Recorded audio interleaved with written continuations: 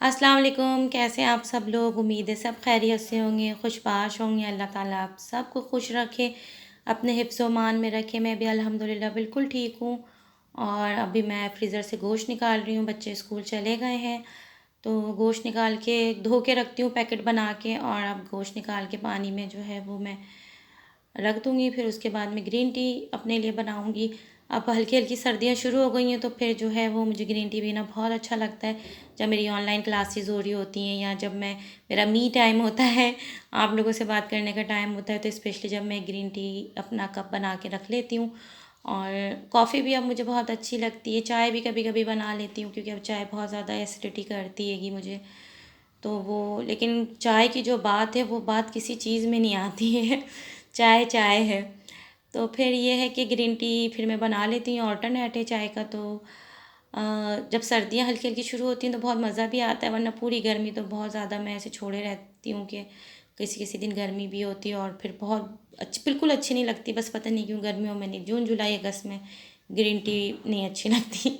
बाकी के जो है 7 8 महीने वो बहुत अच्छी लगती है। तो मैं सोचे जा रही थी सुबह से क्या बनाऊँ क्या बनाऊँ, फिर मुझे एकदम से ख़्याल आया कि जो है मैंने भिंडी कट करके रखी हुई है डीप फ्रीज़र में, तो आज मैं भिंडी गोश्त बना लेती हूँ। बच्चे तो इतना शौक से नहीं भिंडी गोश्त खाते हैं, लेकिन ये है कि अब फिर बंदा बनाए भी क्या, रोज़ाना कहे कि स्यापा लगा रहता है कि क्या बनाओ। तो बस आज मैं तो सभी का एक ही जैसे स्टाइल होता है हम पाकिस्तानियों का, ये भिंडी गोश्त बनाने का। बस मैं थोड़ा सा मेरा ये होता है कि मैं गोश्त जो है वो पहले गला लेती हूँ कुकर में, और मसाले में बाद में डालती हूँ। जब मैं गोश्त गला लेती हूँ तो वो एकदम से जो है वो मसाले कलर भी अपना छोड़ देते हैं, और जल्दी सालन भून भी जाता है। तो अब मैंने बस इसमें प्याज डाल दी है। अब थोड़ी सी इसको, हल्की सी इसका रंग चेंज हो जाएगा तो गोश्त और पानी डाल के इसको गलने के लिए मैं छोड़ दूँगी कुकर के अंदर। तो बस बच्चों के जब स्कूल खुले होते हैं तो हर काम टाइम टू टाइम, खाना बनाना है टाइम से, खाना खाना है टाइम से, सोना है टाइम से, घर के सारे काम करने हैं टाइम से, बाहर जाना है तो वो आपने निपटा कर आ जाना है टाइम से। मैं तो आजकल बहुत ज़्यादा अवॉइड कर रही हूँ घर से बाहर जाना, क्योंकि मुझे वैक्सीन नहीं लगी हुई, और अब बहुत ज़्यादा चेकिंग हो रही है वैक्सीन का, ग्रीन कार्ड की। और उसका जो है वो मोलता भी, यानी क्या कहते हैं उससे, फ़ाइन भी है। तो मैं तो बिल्कुल ही बहुत ज़्यादा बच रही हूँ कि ना जाऊँ, क्योंकि मैं एक वैक्सीन लगा चुकी थी और मुझे बहुत ज़्यादा उससे पेन हुआ था, बहुत तकलीफ़ हुई थी। और उस वक़्त इतनी अफ़वाह आती कि लोग मर रहे हैं, जी रहे हैं, ये हो रहे हैं, वो हो रहे हैं। मैं इतना डर गई। अपने लिए तो इंसान को इतनी फ़िक्र नहीं होती है, लेकिन जब बच्चे छोटे होते हैं तो बच्चों की बहुत फ़िक्र होती है। मैं इतना डर गई कि जब मैं वैक्सीन लगा कर आई तो मेरा हाथ बिल्कुल नहीं उठ रहा था 3 दिन तक। इतनी तेज़ मुझे शदीद बुखार लग रहा था, मुझे वैक्सीन के बाद ही कोरोना हो गया है।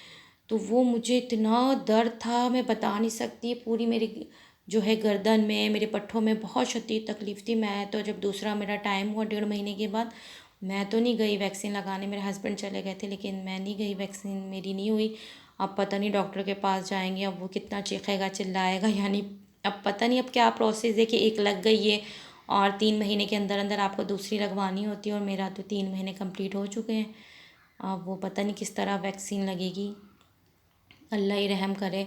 एक तो ये हर बातों में इतनी अफ़वाह, पता नहीं सच है झूठ है। अब यहाँ पर भी इतना प्रोटेस्ट हो रहा था यहाँ पार्लियामेंट वगैरह में इसके लिए, वैक्सीन के लिए, कि भाई जिन्हें ज़रूरत नहीं है, जो नहीं लगवाना चाह रहे, तो आप ज़बरदस्ती नहीं करें। लेकिन बस अब है यहाँ पर तो हर बंदे ने लगवानी है। अब मुझे इतनी डर भी है, पता नहीं अब 2 लगेंगी। अब मेरे हस्बैंड तो मुझे कह रहे थे कि उन्होंने कहा कि फ़ाइन भरना पड़ेगा कि आपने एक वैक्सीन ज़ाया कर दी 90 यूरो। अब क्योंकि मैं एक हॉस्पिटल गई थी, वहाँ मेरे बच्चे का वो था, विज़िट था। तो फिर वहीं पे काउंटर पे हमने पूछ लिया, तो उन्होंने कहा कि आपको सही मालूमात जो है वैक्सीन सेंटर से ही मिलेगी। वैसे शायद यही है कि आपको जो है वो इसी तरह का प्रोसेस करना पड़ेगा। खैर, अब देखें क्या होता है, अल्लाह पाक आसानी पैदा करे। मुझे तो बड़ा ही डर है इस वैक्सीन से कि जो है पता नहीं। और ऊपर से अभी मैं वॉक करने अपने बेटे के साथ जा रही थी, तो जो यहाँ चर्च के फादर हैं उनसे हमारी बड़ी अच्छी सलाम दुआ है। तो वो रास्ते में मिल गए, क्योंकि वहाँ मेरे बच्चे जो है वो ट्यूशन पढ़ने जाते हैं, चर्च में नहीं जाते, लेकिन एक दूसरा इदारा होता है पैथरोनात, वहाँ पढ़ने जाते हैं। तो फादर वगैरह जो है उनकी शायद रिहाइश उधर होती है। तो वो उनसे हमारी बड़ी अच्छी जो है बातचीत है। तो वो मिले थे, तो वो ये कह रहे थे कि 2 लोगों की डेथ भी हो गई है जिन्हें वैक्सीन लगी, लेकिन वो खैर एजिड थे, 60 से ऊपर के थे, 60 साल से ऊपर के थे, तो शायद उनको जो है वैक्सीन उनको अक्सर नहीं हुई। तो 2% लोग यहाँ पर भी यही कहते हैं कि वैक्सीन जो है 2% लोगों पे वो असर नहीं होती है। तो अब ये मैंने गोश्त गलने के लिए गला दिया है। अब इसमें जब ये गल जाएगा तो भिंडियाँ और मसाले पहले भूनूंगी, फिर भिंडी वगैरह डाल के खाना तैयार कर लूँगी। और जब इस तरह के जब मैं खाने बनाती हूँ ये सब्जियों वाले, तो मुझे पाकिस्तानी जो इस तरह के जो टिपिकल खाने होते हैं वो मुझे अपने बच्चों को खुद खिलाने होते हैं, क्योंकि वो अगर मैं उन्हें खाने के लिए दूँगी तो वो भिंडियाँ साइड में लगा देंगे। और जो है वो, और बड़ा बेटा तो मेरा बिल्कुल भी गोश्त नहीं खाता। अब देखिए मेरा गोश्त जो है वो गल चुका है, बिल्कुल सादा। मैंने इसमें अदरक लहसुन नमक डाल के और थोड़ी प्याज डाल के मैंने इसे गला लिया था। और एक ये कैमरे का भी बड़ा जो है वो स्यापा होता है कि ये कैमरा भी सेट करना बड़ा अज़ाब होता है मेरे लिए, कि मैं जो है इसको किस तरह सेट करूँ कि सही आपको व्यू दिखे खाने का। तो बस जो जो बड़ा बेटा है वो बिल्कुल भी किसी किस्म का भी मीट खाना पसंद नहीं करता है, ना चिकन ना बीफ ना मटन। तो उसने तो क्या करना है, सूखी रोटी खा लेगा वो। और पानी से निकल निकल कर भी मुझे बहुत गुस्सा आता है, तो फिर वो थोड़ी बहुत जो है वो बोटी खा लेता है, लेकिन वो बिल्कुल साइड में लगा देता है और सूखी रोटी से खाना खा लेगा। तो फिर मैं फ़िक्रमंद हो जाती हूँ, तो इससे मैं कहती हूँ खाना भी ज़ाया होता है। फिर अब जब रोटी खा लेते हैं तो फिर अब मैं क्या करूँ। और कभी तो मुझे गुस्सा आता है तो फिर वो क्या करते हैं, चमचे से सालन खा लेते हैं। तो फिर मुझे डर लगा रहता है कि कहीं इनके सीने में जलन ही ना हो जाए। तो फिर इस तरह के जब खाने मैं बनाती हूँ तो मैं कोशिश करती हूँ कि मैं उन्हें खुद ही खिला दूँ अच्छे तरीके से, जो है पेट भर के। वरना फ़ोर्क और नाइफ़ वाला खाना तो वो बहुत शौक़ से खाते हैं, बल्कि मुझे कहते हैं आप उसी तरह खाना बनाया करें। मैंने कहा भाई फ़ोर्क और नाइफ़ वाला खाना हम तो नहीं खा सकते हर वक्त, हमको तो इसी तरह के खाने पसंद। अच्छा, हम भी अपने वक्तों में ऐसे ही थे, ऐसे नहीं कि हमारे बच्चे जो हैं वो कोई नई हरकत कर रहे हैं या कोई नई चीज़ कर रहे हैं। हम भी जब इस एज में थे तो हम भी मेरे अब्बू जो हैं अल्लाह उन्हें जन्नत नसीब करे, तो मेरे अब्बू भिंडी बहुत शौक़ से खाते थे। तो जब मेरी अम्मी भिंडी बनाती थी तो मैं अक्सर कहती थी और मेरी बहन कहती थी कि आप लोग कैसे रोज़ आपका दिल करता है कि आप भिंडी खाएँ लौकी खाएँ। हम लोग तो बस जब पता चले कि घर में जो है वो भिंडी बनी है या लौकी बनी है या और किसी और स्टाइल की सब्ज़ी बनी है, तो बस वो रोना पीटना शुरू कि अब कुछ और खाना है। और आखिर में जो है वो हम अंडा फ्राई करके खा लेते थे या ऑमलेट बना के खा लेते थे या बाहर से कुछ मंगा के खा लेते। तो कभी हमारी अम्मी को गुस्सा आता था तो हमारी अम्मी कहती थी बस खाना है तो यही खाओ वरना भूखे सो जाओ। तो फिर मजबूरन हम, अच्छा हमारा बचपन हमारे बच्चों से तो बिल्कुल ही अलग है। हम तो अपने बचपन में जो है रोटी जो है वो तवे पे तल के चाय से भी शौक से खा लेते थे। और गुड़ होता था घर के अंदर, उसे घी में थोड़ा सा डाल के वो भी हम खा लेते। तो आज हम अपने बच्चों से घी और मक्खन की बात करते हैं तो हमारे बच्चे इतना बिल्कुल शॉकिंग एक्सप्रेशंस हमें दे रहे होते हैं कि जैसे कोई मैंने अनहोनी बात कर दी है। तो मैंने कहा हम अपने बचपन में घी में ना गुड़, घी गरम करके उसमें थोड़ा गुड़ डाल के उससे भी हम बहुत अपनी नानी के साथ शौक से रोटी खा लेते थे। तो कहते हैं मम्मा आपको पता है उसके अंदर कितनी कैलोरीज होती हैं, ये होती है। मैंने कहा हम तो खिचड़ी के ऊपर भी घी डाल के खा लेते थे। आजकल तो घरों में घी होता ही नहीं। ये नहीं कि मेरे घर में घी नहीं है। कराची में जब हम पाकिस्तान में मैं अपनी सिस्टर से या किसी रिश्तेदार से बात करती हूँ तो पाकिस्तान में तो लोगों के घर आप घी लोग मंगाते ही नहीं हैं कि घी मंगा के या उससे पराठे बनाए। बहुत कम ऐसी फैमिलीज़ होती होंगी जो घी यूज़ करती होंगी।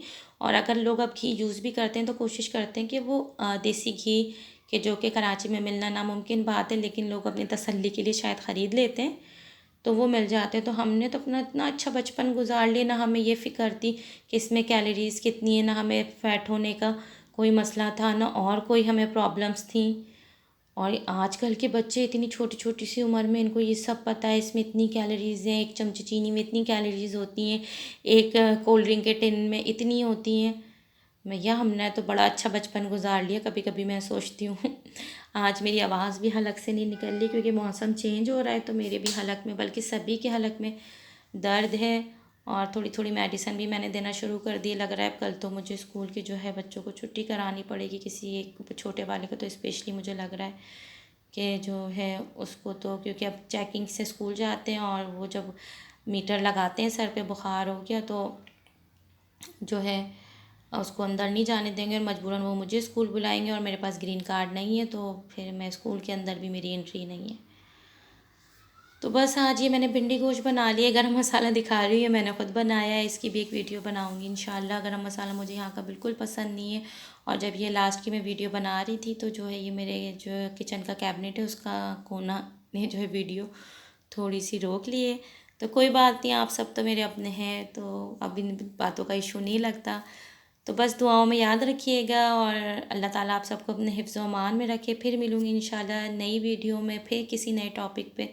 अपना बहुत ज़्यादा ख्याल रखिएगा, दुआओं में याद रखिएगा और हमेशा अल्लाह ताला आप सबको खुश रखे, अपने हिफ्ज़ व अमान में रखे और इन सारी मूज़ी बीमारियों से हमें और हमारी औलाद की हिफाजत फ़रमाए। पाकिस्तान में डेंगू से सबकी हिफाजत फ़रमाए। आमीन।